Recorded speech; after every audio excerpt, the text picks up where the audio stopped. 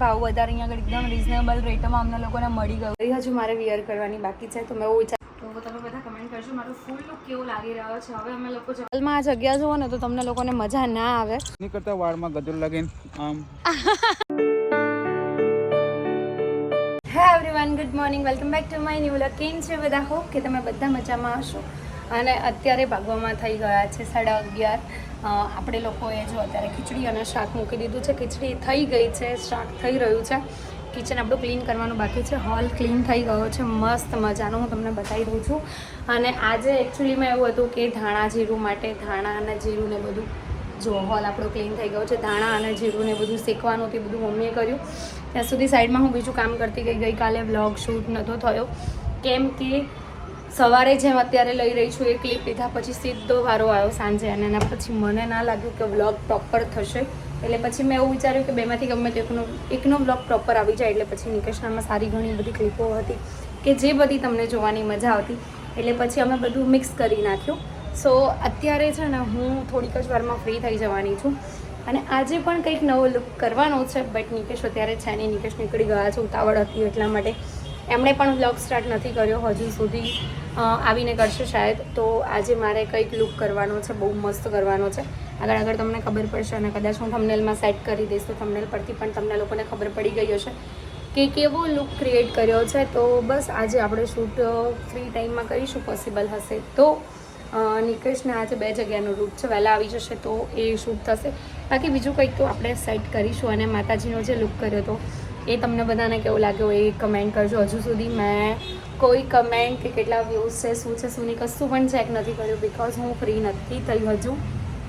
તો ફટાફટ હું મારું કામ પતાવી લઉં, પછી વ્લોગ કન્ટિન્યુ કરું. અને વ્લોગ એન્ડ સુધી જોજો, તમને મજા આવે તો તમને ખબર જ છે શું કરવાનું. સો સ્ટે ટ્યુન. તો મસ્ત મજાની હું પૂરી કરી લીધી છે. હવે કરવાનું છે શૂટ થોડીક વારમાં.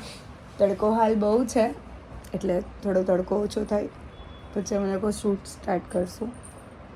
સાંજે રસોઈમાં ખબર નહીં શું બનાવવાનું છે, પણ રસોઈ બનાવતા પહેલાં રીલ બનાવી દેવાની છે, પછી રસોઈ કરીશું. પછી ખબર નહીં આજે વ્લોગમાં શું નવું લાવીશું, જોઈએ છે આગળ. અત્યારે અમે લોકો આવી ગયા હતા ગજરો લેવા માટે.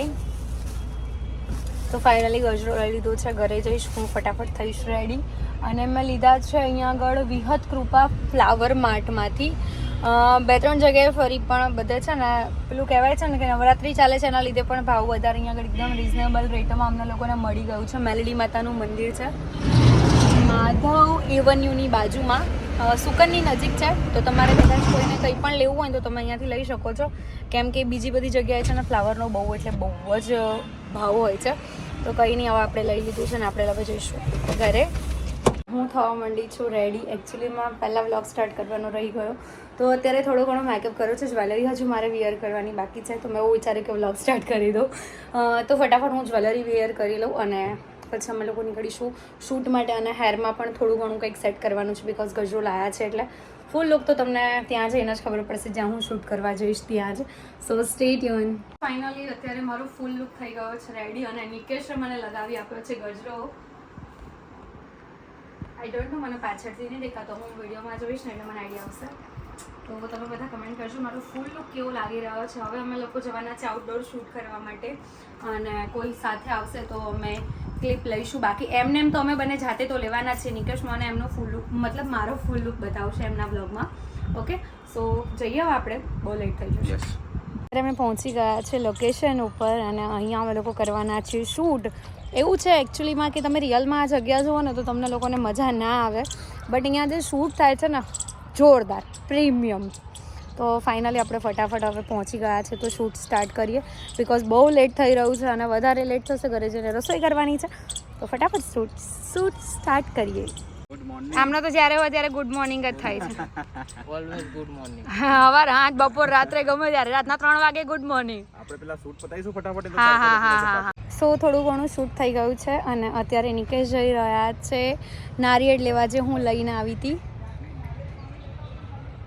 તો અત્યારે હું કેમેરો લઈને ઊભી રહી છું. એવું વિચારું છું કે જાતે શૂટ કરવા માંડું, બટ અત્યારે હાલ તો મને આવડતું નથી, એટલે અત્યારે તો પોસિબલ નહીં કે હું જાતે શૂટ કરી શકીશ.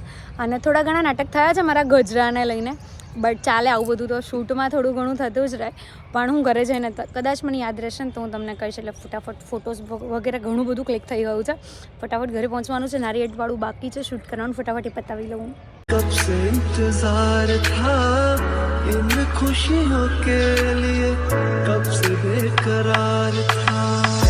हीरे मेरी है तुझको ही मैं चाहूं. दोनों ने रोना, दोनों ने हंसना, सबनों में दसना.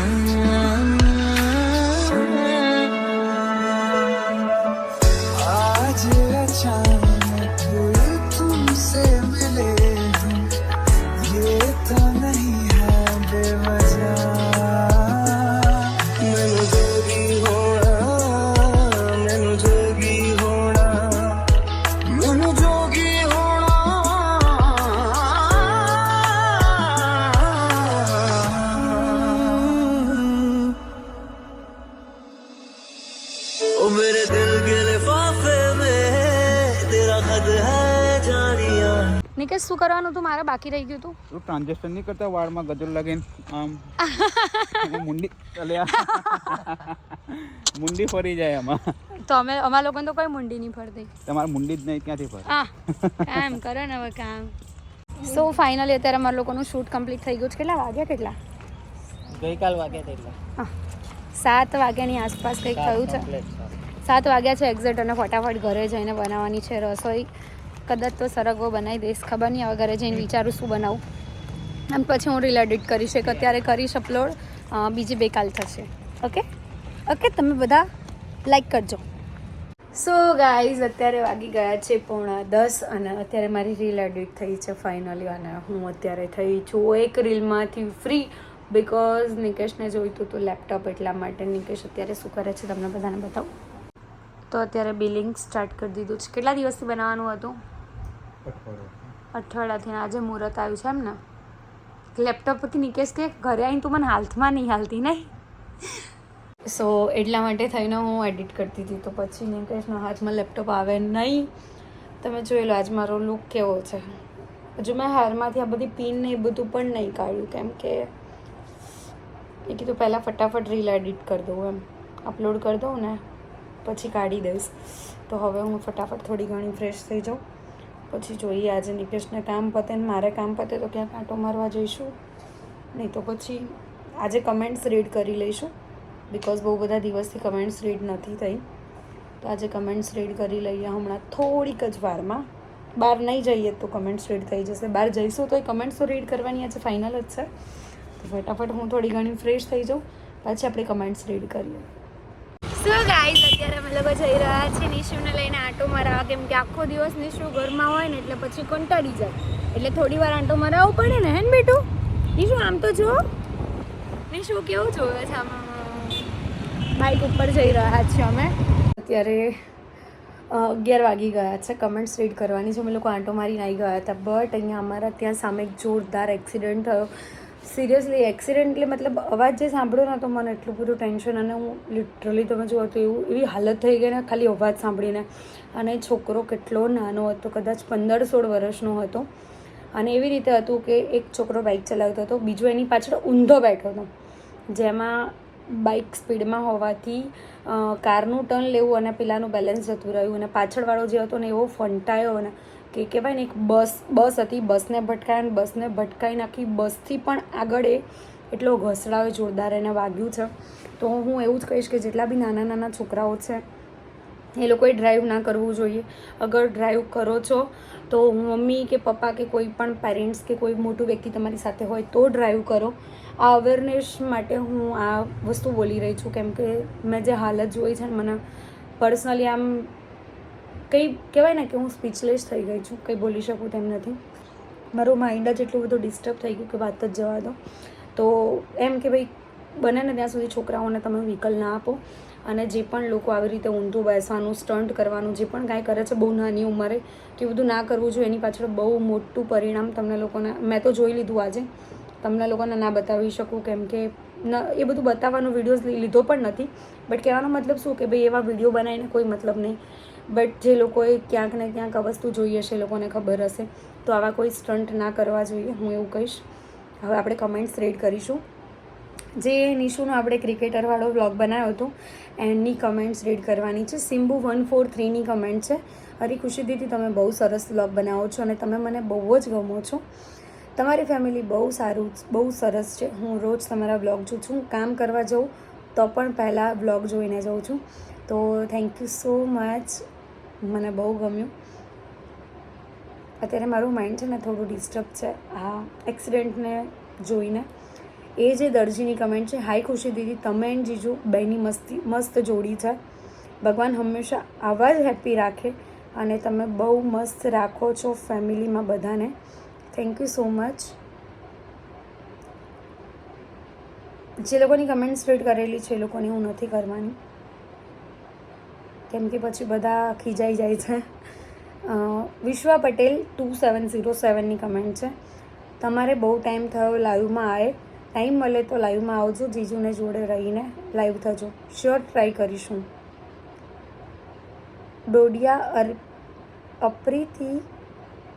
ડોડિયા પ્રીતિની કમેન્ટ છે, તમારા વ્લોગ દરરોજ જોઈએ છે ખુશીદી, પ્રેન્કવાળા વિડીયો મને બહુ ગમે છે, તમે બંને બહુ ક્યુટ લાગો છો. Thank you so much. Sagar 86ની કમેન્ટ છે, આજનો વ્લોગ ના આવ્યો કેમ? તો એનું રીઝન શું છે મેં નિકેશના બ્લોગમાં ઓલરેડી કહી ચૂકી છું. તો જે લોકો એમને સબસ્ક્રાઈબ કરતા હશે ને તો એ લોકોને ખબર પડી ગઈ છે કેમ બ્લોગ નથી આવ્યો.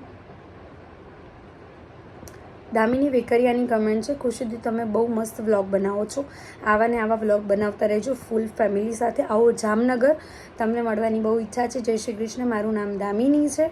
મારી કમેન્ટ રીડ કરજો. આજે થઈ ગઈ તમારી કમેન્ટ રીડ. ખુશી દીદી વોટર પાર્ક જાઓ ને પછી બ્લોગ બનાવો. શ્યોર બનાવીશું, બટ હમણાં કોઈ પ્લાનિંગ નથી.